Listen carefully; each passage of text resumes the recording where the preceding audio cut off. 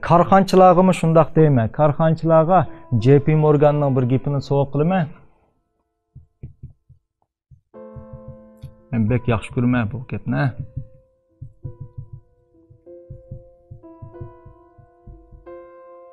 Bu nima degan gapsa, karxanchilikda yoki odat iglik tiklashda sening bir bo'lsa to'g'ri, bir bo'lsa ufti qazinsan degan gap. Bevos tarjima qilsak, bu nima degan gap desa, sen agar meni to'g'ri al deb olsang, sen menga ufti qazlanmaysan deb. Ufti qazish uchun sening to'g'ri olmaydi degan. Seniki ya to'g'ri bo'ladi yoki ufti qazinsan. Bu deganlik to'g'ri deb olsang, ufti qazanmaysan. Ufti qazinish uchun sening to'g'ri olmaydi deb. Şun bir karxanchi to'xtamay ilgirlayman deydi ekan, o cho'qim ba'zi to'g'ri deb qolgan ko'z qarashlarni xato ekanligini bilish kerak. Bizning Uyg'ur karxanchilarining ko'pincha dastlab taraqqiy qiladi.